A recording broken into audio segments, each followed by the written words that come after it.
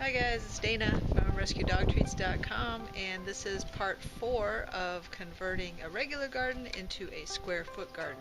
So let me show you and recap a little bit of how far we've come. Taken all the old garden out and put it in the composter right there. And we've marked off with the orange thread the square feet. So today we're gonna plant 1.5 of these. One full one, and then this half of one right here. So we cleared out the garden. We've added compost and rock dust and vermiculite, mixed it all in, marked it off by square feet. So now we're ready to look at our planting guide. Today I'll be planting the ones that are sown directly into the ground. So let's get started. The things that we need are my region's planting guide, my square feet all marked off on a grid, and I went through my seed box, and these are the seeds that are going to be planted today. Now the other thing that I went ahead and did is marked little templates for 1, 4, 2, and 16 spacing for the plants, and then also 2 spacing. And those I don't think are officially square foot, but they do come in handy. So this one is a 9 3-inch spacing, a 4 a 6-inch spacing, a 1 which is a 12-inch spacing, a 16 which is a 2-inch spacing, I believe, and then I marked off 2 on a diagonal and 2 on a regular horizontal. I think they will tend to come in handy. So I'm going to take the templates, the planting guide,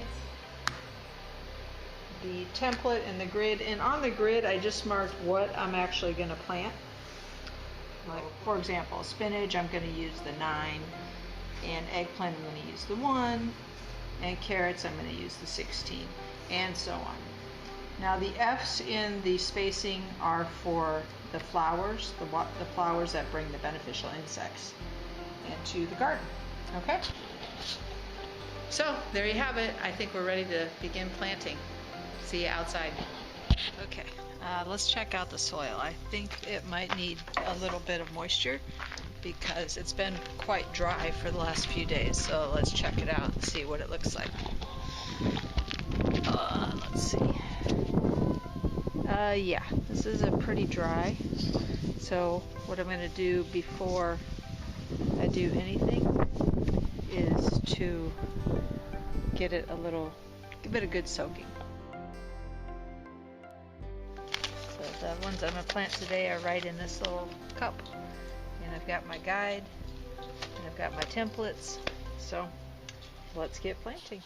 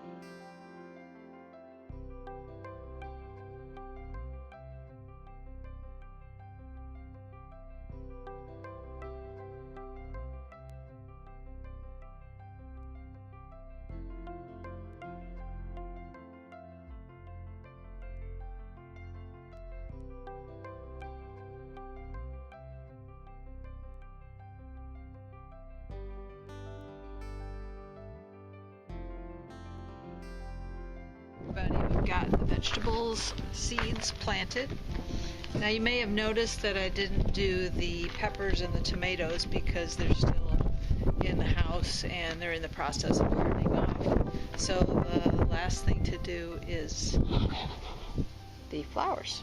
Okay, so throughout the garden there's space for flowers for beneficial insects. So we'll do that. We'll give it a good water and see how it progresses. All right, see you in a minute.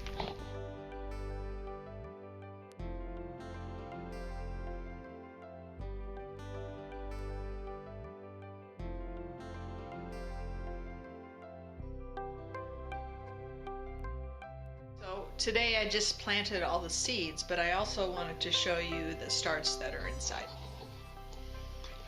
So here, sunflowers.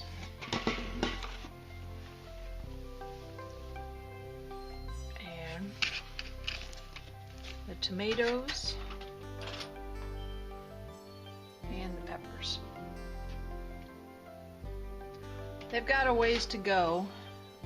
The first batch, I don't really know what happened, but I think I started them way too soon, and so I ended up having to compost a lot of them because they got root bound and stuff, but I think these will come along just fine, and they'll be in the ground in a couple weeks. And the last thing I have to do is actually take the markers and stick them in the ground and mark where the plants are, which will be easy because I have my little grid here. So let's go put the markers in.